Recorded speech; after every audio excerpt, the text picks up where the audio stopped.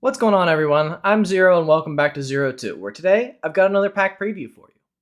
Releasing on June 12th in North America, sorry Europe, Battles of Legend Monster Mayhem contains 177 cards with a mix of reprints and new imports alongside a whole new type of rarity. Some of these new cards are expected to have a significant impact on the current metagame, so stay tuned to get all the info you'll need heading into the WCQ season. So without further ado, let's break down Monster Mayhem. Starting out, I'd like to get into what people are most interested in, and that's the top 5 new releases. At number 5, we have the new Gem Knight cards. Gem Knight gets 4 new cards in Monster Mayhem, transforming the deck from a former FTK engine to a solid OTK deck with options for both going first and second.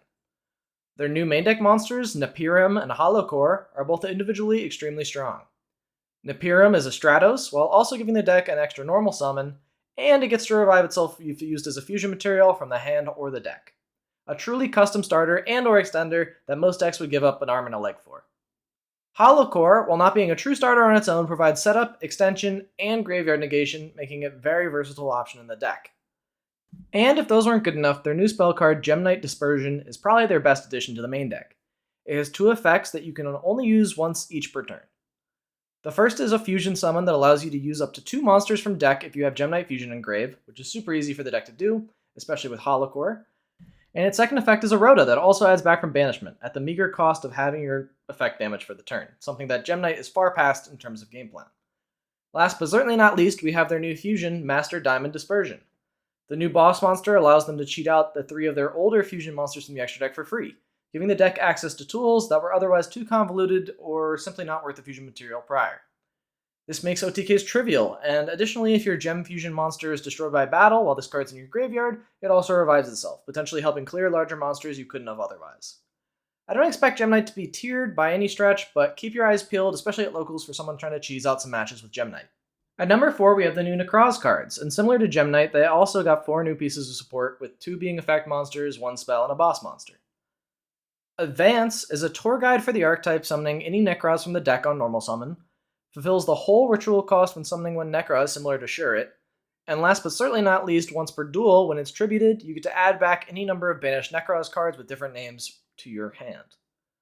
This provides the deck with much needed consistency and recursion, especially in tandem with Amelia, the other new monster. On normal or special summon, Amelia adds a Necroz ritual monster or spell from the deck to the hand, giving the deck an in-archetype Manju.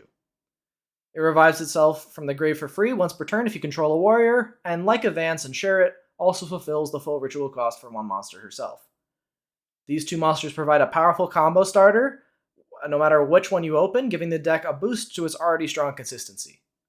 Their new ritual spell aims to give the deck some neat recursion options, allowing you to ritual summon from hand or banishment, and like most of the Necroz ritual spells, offers an option to mitigate the cost by using Necroz monsters from your extra deck. Now, don't worry about that second part, you don't have to play the old Zephyr Necroz monsters to help with that. The new Necroz Witch Rule, Necroz of Metaltron, is also a pendulum, and its level 9 gives you access to most of the powerful Necrozes that you like to go into. And if that was not all, it has some pretty powerful effects to boot. Its monster effect is similar to SP Little Knight, banishing itself until the end phase to banish an opponent's monster, but unlike SP, that opponent's monster isn't coming back. Additionally, its pendulum effect is also very strong, giving you a spell and trap banish whenever a Necroz card is banished, i.e. if you use another copy of itself.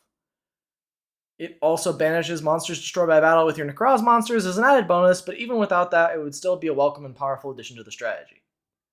Similar to Gem Knight, I don't necessarily see this as a tier strategy, but I could easily see this dominating a local or even topping a small regional due to the support and other Necroz cards that have trickled out since the deck's initial release. Definitely some cards to keep an eye on. At the number 3 slot, we have the new Drak cards, and once again follows the same formula as the other 2 archetypes we've discussed. The new main deck monsters are Megalo and Stego. Megalo is an extender and level 1 tuner, making it a direct upgrade to the now very power-crept Aolo. Stego is an insane card, giving you a Foolish Burial for any dino that also summons any number of Drak monsters from hand and or deck whose levels are combined to equal that set monsters. It has an awkward battle effect as well, but you didn't mishear that first effect, meaning that this card is a 1-card starter on steroids. It does lock you into dinos for the turn, but fortunately for Drak, the next 2 cards give it a whole new game plan. Drak Astero is a new endboard piece for the deck that on summon sets any Drak spell trap from deck, is a Solemn Strike for special summons on your opponent's turn, And on top of that, if it's in the graveyard, it can cheat out Dirac Meteor, which for those unfamiliar is a non-once per turn on summon full field nuke. This works perfectly in tandem with their new field spell, Dirac Volcano. Volcano has 3 relevant effects. First, it allows you to destroy a dino to summon any Dirac from deck, which, as I'm sure many of you know, dinos love getting destroyed. Secondly, when your opponent special summons a monster, and they've activated 4 or more monster effects this turn, we get to cheat out another Dirac Meteor from our extra deck. The last effect provides protection to your Dirac monsters from card effect destruction, something you'll definitely need with all the meteors getting thrown around and completing this custom field spell. All in all, multiple board nukes and summon negates turn Dirac from a joke into a legitimate option that I would expect to at least get a few regional, if not high-level tops, given how powerful full board wipes can be. Moving on to the number 2 slot, we're going to focus on a singular card, and that card is No Punk Rising Scale. Their new Xyz is also decent, giving the deck a monster negate, but Rising Scale is truly an insane piece of support for a deck engine that was already on the cusp of playability. Rising Scale summons itself from hand by banishing a punk from hand or grave, making it a very strong extender. On special summon, it gets to either add to hand or special summon any punk from deck except a level 8, giving you access to the whole archetype via their level 3 searchers. And, as an endboard piece, it has a quick effect Book of Moon for larger monsters your opponent controls. Punk was already a very strong synchro spam strategy, and with Rising Scale pushing it to another level, I expect to see some level of success from either the Punk deck pure or some splashable Punk engine. Definitely look to pick up this card if you can. And last but certainly not least, we have the new Orcus cards. I'll start with the worst of the two, but still a fantastic card for the deck in Enlil Girsu. Giving the archetype a competent Link 4 is nice, with a solid on-field and in-grave effect. The on-field effect adds a banished Orcus monster back to the hand, and then shuffles a card in your hand back into the deck to take control of an opponent's monster. This becomes a quick effect with Babel on the field, so it's a solid piece of interruption on the end board. Its in-grave effect is not that bad either, as it's a non-targeting send of any of your opponent's card by banish it during the main phase that it was sent there. But with him out of the way, we can talk about the card that everyone is hyped about, Galatea, the Orcust Automaton. This new Link 1, which is already a good sign, requires any Orcust or World Legacy monster. It has 2 strong effects. The first adds any World Legacy monster or Orchestrated Babel from the deck to the hand by discarding a card, giving the deck insane in extra deck consistency and grave setup. And while it is in the graveyard, you can banish an Orcus card to special summon it back. This one card represents so much advantage for the deck, propelling it back into meta contention, with a number of players considering it for the WCQ. These 2 cards, and mostly Galatea, propel Orcus back into the spotlight. It's like we never left TOS format. As this is a smaller reprint set and not a core set, I won't go into my standard sleepers and fun cards, since over the course of the best ones, we've covered a lot of the set already. So instead, I'll simply give my thoughts and overview as what I think of the set as a whole. While the imports are nice, outside of Orcust, we really don't see anything coming up with the set that will likely shake up the format. This means that the competitive value of the set is likely to be very low.